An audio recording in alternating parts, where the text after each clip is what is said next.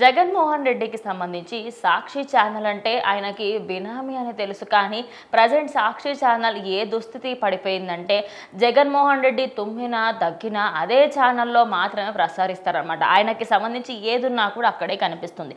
అదే కాకుండా హద్దులు అనేటివి లేకుండా నోటికి ఎంత వస్తే అంత మాట్లాడుకుంటూ పోతున్నాడు జగన్మోహన్ రెడ్డికి సంబంధించిన సాక్షి ఛానల్. అయితే వాళ్ళకు ఆల్రెడీ నోటీసులు ఇవ్వడం, ఎందుకంటే తప్పుడుగా ప్రచారం చేసినందుకు.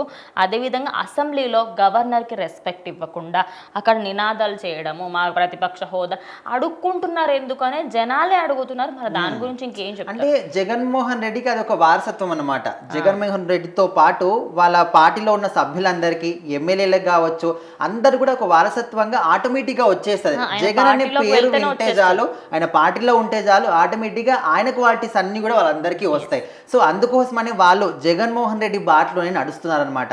సో ఎప్పటి నుంచో కూడా ఒక 6-7 నెలల నుంచి అసెంబ్లీకి రావట్లేదు రావాలనే విధంగా అనుకున్నప్పటికీ ఎట్టకేలకు నిన్న మాటికి వచ్చారు. ఒక 11 నిమిషాల నుండి అక్కడ నుంచి వెళ్ళిపోవడం జరిగింది. అయితే ఉన్నంతసేపు కూడా తన పార్టీకి సంబంధించిన వాళ్ళు, ఎమ్మెల్యేలు వాళ్ళందరూ కూడా మాకు ప్రతిపక్ష హోదా కావాలనే విధంగా వాళ్ళు అల్లరి చేయడం కానీ, అక్కడ ఏదో ఒకటి మనం సృష్టిద్దాం, గొడవ చేద్దాం అనే విధంగా వాళ్ళు వచ్చినప్పటి నుంచి కూడా అంటే దాన్ని ట్రై చేస్తానే ఉన్నారు. కాకపోతే అక్కడ గవర్నర్ ఏం చేశారు, ఆయనకు ఆల్రెడీ కొంచెం హెల్త్ బాగలేదు.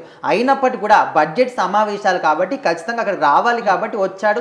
ఆయన వృత్తి ఆయన నిర్వర్తిస్తూ ఉన్నాడు. దానికి కూడా రెస్పెక్ట్ ఇవ్వకుండా, ఇంకా నిజం చెప్పాలంటే అక్కడ కామెడీ ఏంటో తెలుసా, వాళ్ళు అంతగానో మరుస్తున్నప్పుడు ఆయన కనీసం ఆపండి అని కూడా చెప్పాలి. మీరు మొత్తుకోండి అని చెప్పేసి ఆయన చదువుతానే ఉన్నాడు కంటిన్యూస్ గా. అది మీకు వచ్చిన రెస్పెక్ట్. అంటే మీరు ఎమ్మెల్యేగా కనీసం పక్కన పెట్టండి, మనుషుల్లా కూడా గుర్తించట్లేదు. అంటే ఇక్కడ ఆయన స్పీచ్ చెప్తా ఉంటే, ఇక్కడ జగన్మోహన్ రెడ్డి పార్టీకి సంబంధించిన వాళ్ళు అల్లరి చేస్తా ఉంటే జగన్మోహన్ రెడ్డి మాత్రం మంచిగా నవ్వుకుంటా కూర్చున్నాడు. సో ఇదంతా కూడా చూస్తున్న స్పీకర్ నిన్న మాత్రం ఏం మాట్లాడలేదు, కానీ ఫుల్ సీరియస్ అవ్వడం జరిగింది.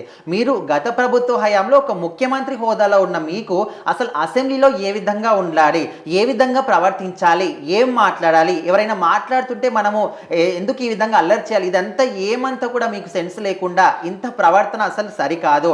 మీరు ఇప్పటికైనా మీ ప్రవర్తనని మార్చుకోండి.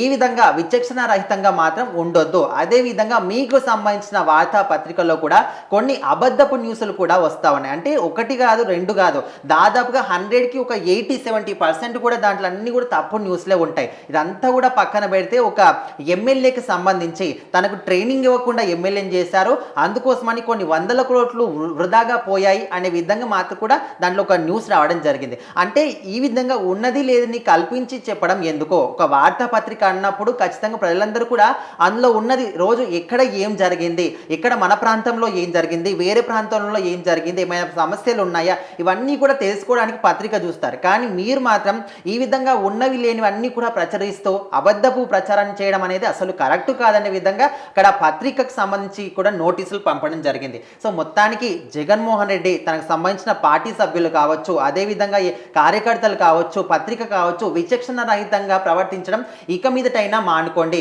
మీరు సరిగ్గా అసెంబ్లీకి వస్తారా, రండి. వచ్చిన తర్వాత ఈ విధంగా అలర్ట్ చేయడం కూడా కరెక్ట్ కాదు. జగన్మోహన్ రెడ్డి ఇప్పటికైనా తెలుసుకుంటే బాగుంటుందనే విధంగా స్పీకర్ అయ్యన్న పాత్రుడు మాత్రం చాలా సీరియస్ వార్నింగ్ ఇచ్చాడని చెప్పుకోవచ్చు. మరి ఇప్పటికైనా జగన్మోహన్ రెడ్డి తన పార్టీ వాళ్ళు అర్థం చేసుకుంటారా లేదా చూడాలి.